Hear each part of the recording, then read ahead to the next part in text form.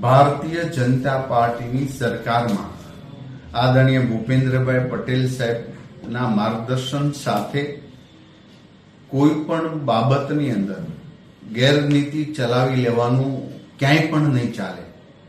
ગુજરાતના દરેક ખૂણા પર સરકાર દ્વારા, ભાજપની સરકાર દ્વારા વિકાસના અનેક કામો થઈ રહ્યા છે. ત્યારે નાની એવી કમ્પ્લેન આરોગ્ય વિભાગને અમે પ્રાપ્ત થાય છે.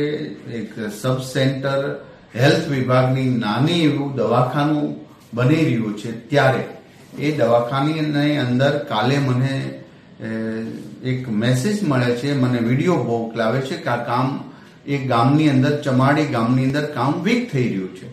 તુરંત જ મેં અમારા અધિકારીને સૂચના આપી અને એ કામ ખરેખર વીક હતું.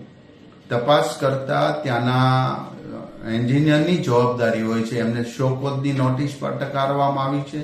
જેટલું કામ વીક થઈ રહ્યું છે એનું અત્યારે ડિમોલેશન કામગીરી શરૂ રહે. આ પૂરા ગુજરાતના અમારા ક્ષેત્રની અંદર થઈ રહેલા બાંધકામોમાં શ્રેષ્ઠ ગુણવત્તાયુક્ત કરવા માટેનો આ નિર્ણય છે. હજી પણ અમે જ્યાં પણ નબળું બાંધકામ થતું છે આ જ રીતે ડિમોલેશન કરીને અમે ધ્વસ્ત કરી દઈશું. માટે પૂરા પૈસા ચૂકવવા છતાં જો આવું વીક કામ અમે ચલાવી લેવા માંગતા નથી.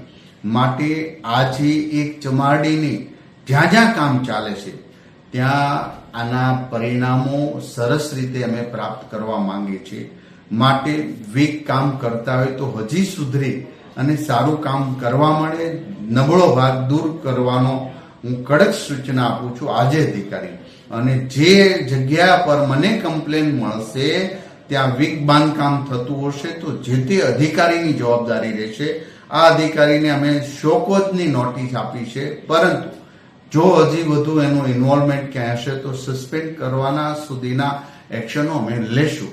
હાલ બાંધકામ તૂટી રહ્યું છે ત્યારે અમારી ટીમ આખા ગુજરાતની અંદર જ્યાં જ્યાં આવા વીક